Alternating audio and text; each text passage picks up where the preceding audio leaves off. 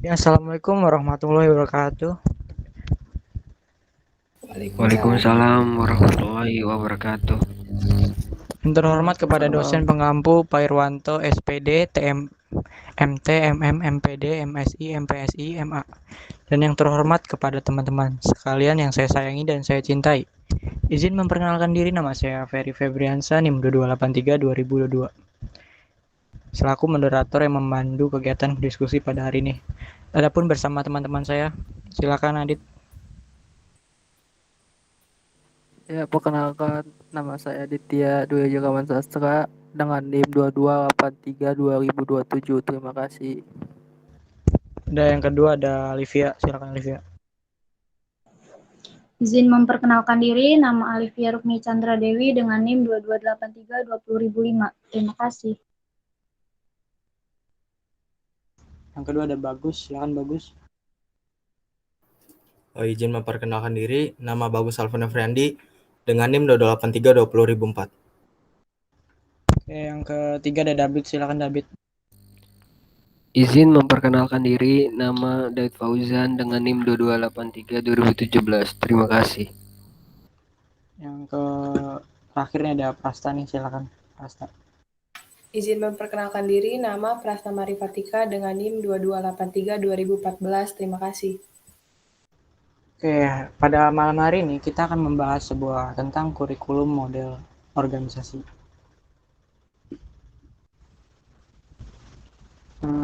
Sebelum mendiskusikan materi pada hari ini, saya akan memaparkan sebuah pendahuluan dulu. Salah satu aspek yang perlu dipahami dalam pengembangan kurikulum adalah aspek yang berkaitan dengan organisasi kurikulum. Organisasi kurikulum merupakan suatu dasar yang penting sekali dalam pembinaan kurikulum dan bertalian erat dengan tujuan program pendidikan yang hendak dicapai. Karena bentuk kurikulum turut menentukan bahan pelajaran, urutannya dan cara menyampaikannya kepada murid-murid. Organisasi kurikulum merupakan pola atau desain bahan kurikulum yang tujuannya untuk mempermudah siswa dalam mempelajari bahan pelajaran dapat dicapai secara efektif. Tujuan pendidikan yang dirumuskan dapat mempengaruhi pola atau desain kurikulum. Karena tersebut dapat menentukan pola atau kerangka untuk memilih, merencanakan, dan melaksanakan segala pengalaman dan kegiatan belajar di sekolah. Organisasi kurikulum tertentu sangat mempengaruhi bentuk-bentuk pengalaman apakah yang disajikan kepada anak-anak dan tentunya akan mempermudah dalam mencapai tujuan pendidikan. Oke, langsung saja kita meminta pendapat kepada teman-teman dengan di sini. Yang pertama, bagaimana tentang Adit nih, pendapat Adit tentang model dan organisasi kurikulum itu sendiri. Silakan Adit. Iya, menurut pendapat saya pengembangan kurikulum itu berkenan dengan model kurikulum yang dikembangkan. Minimal ada 4 model kurikulum yang banyak diacu dalam pengembangan kurikulum, yaitu model kurikulum secara akademis, humanistik, rekonstruksi sosial, dan kompetensi. Itu menurut Sukamadinata tahun 2019. Model-model kurikulum antara lain itu ada model kurikulum bermuatan lokal dan model kurikulum kecakapan hidup yang masing-masing memiliki kekurangan dan kelebihan sesuai atau dengan kebutuhan dari penerapan kurikulum tersebut. Ya, sekian dari saya. Selanjutnya saya berikan ke moderator. Terima kasih.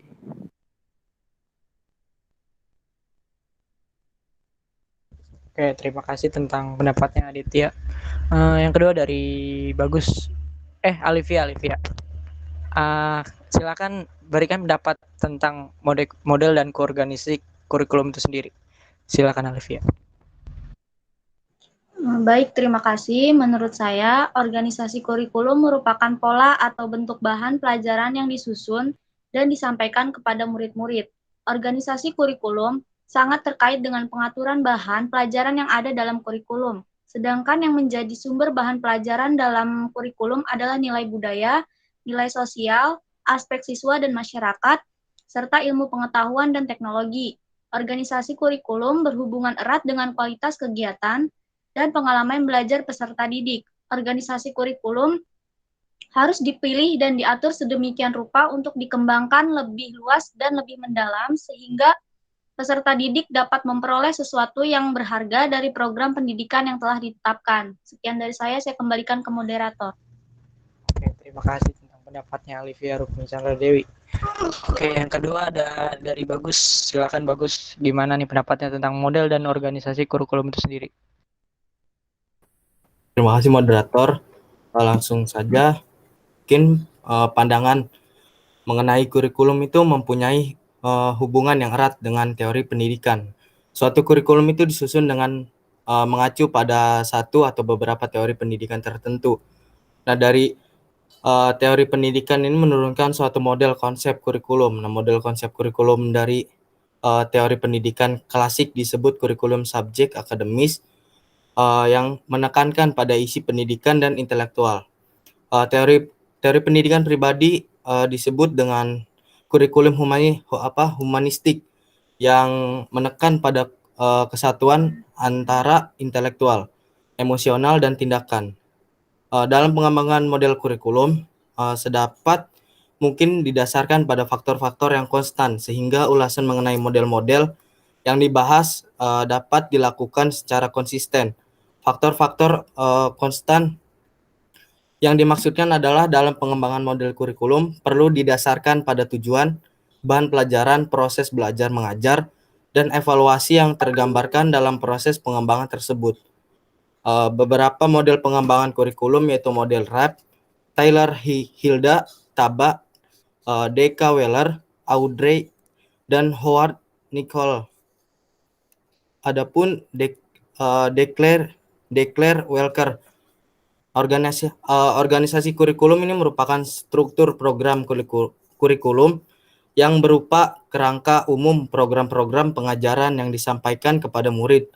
Nah, struktur tersebut harus disusun secara teliti dan hati-hati guna memenuhi kebutuhan peserta didik dalam menyusun organisasi. Mungkin itu saja pandangan dari saya. Terima kasih. Saya kembalikan ke moderator.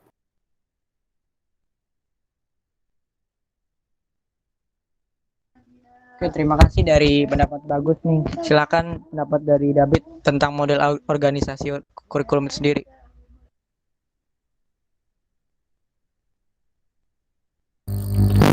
Terima kasih. Pencapaian model dan kurikulum itu pengembangan kurikulum itu tidak lepas dari beberapa faktor maupun aspek ya yang mempengaruhi, seperti cara berpikir, sistem nilai, proses pengembangan, kebutuhan peserta didik, dan bahan pelajarannya. Berdasarkan perkembangan teori dan pemikiran para ahli, maka telah banyak model pengembangan kurikulum. Setiap pengembangan kurikulum memiliki karakteristik dan ciri-ciri khusus. Ada beberapa model pengembangan kurikulum, yaitu diantaranya model Reps, Taylor, model administratif, grassroots, demonstrasi, Miller-Seller, Tabas. Nah, kemudian organisasi kurikulum itu merupakan pola atau desain bahan kurikulum yang tujuannya untuk mempermudah peserta didik dalam mempelajari bahan pelajaran serta mempermudah siswa dalam melakukan kegiatan belajar, sehingga tujuan pembelajaran dapat dicapai secara efektif. Ada beberapa faktor yang harus dipertimbangkan dalam organisasi kurikulum. Di antaranya itu ruang lingkup, urutan bahan, keseimbangan, keterpaduan, dan terakhir kontinuitas. Baik, terima kasih. Sekian dari saya. Oke, terima kasih dari pendapat David nih tentang model dan organisasi kurikulumnya itu. Oke, yang terakhir nih dari Prasta. Silakan Prasta berikan pendapatnya model dan organisasi kurikulumnya sendiri. Baik, terima kasih kepada moderator. Jadi menurut saya itu ada 4 model konsep kurikulum, yaitu model kurikulum subjek akademik, model kurikulum pribadi, dan model kurikulum rekonstruksi sosial, dan model kurikulum teknologis. Nah, setiap model konsep kurikulum ini juga memiliki dasar asumsi dan orientasi yang tidak sama, sehingga Setiap model ini juga memiliki tujuan, materi, metode, dan sistem evaluasi yang khas tersendiri.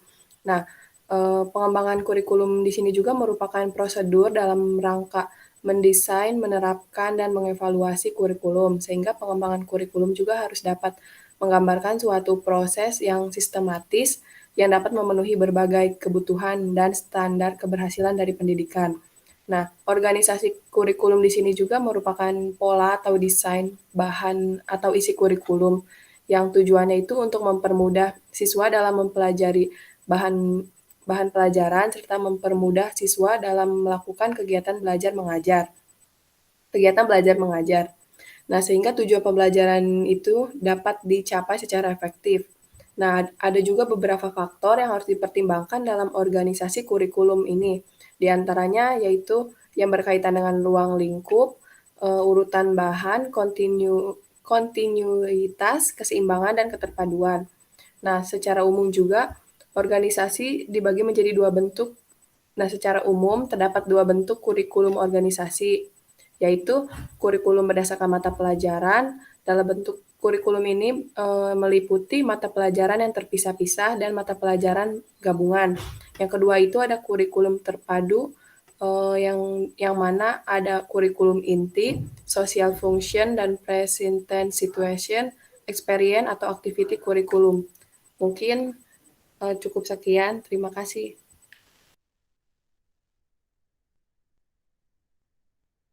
Oke, terima kasih tentang pendapatnya Pratama Arifatika. Oke, saya menyimpulkan dari model-model itu juga. Pertama ada subjek, akademik, pribadi, rekonstruksi, dan teknologi. Dan organisasi kurikulum yaitu pola atau bentuk bahan pelajaran disusun dan disampaikan kepada murid-murid. Muhammad Ali menyatakan bahwa organisasi kurikulum merupakan suatu cara menyusun bahan-bahan atau pengalaman belajar yang ingin dicapai. Organisasi kurikulum adalah susunan komponen kurikulum seperti komponen kurikulum, kegiatan, dan pengalaman belajar yang diorganisasi menjadi mata pelajaran, program, lesson, topik, unit, dan sebagainya untuk mencapai efektivitas pendidikan. Organisasi kurikulum adalah susunan pengalaman dan pengetahuan baku yang harus disampaikan dan dilakukan peserta didik untuk menguasai kompetensi yang telah ditetapkan. Oke, demikian tadi diskusi kelompok 4. Saya selaku moderator memohon maaf atas kesalahan saya baik yang sengaja maupun tidak sengaja. Terima kasih. Wassalamualaikum warahmatullahi wabarakatuh. Waalaikumsalam warahmatullahi Waalaikumsalam wabarakatuh. warahmatullahi wabarakatuh.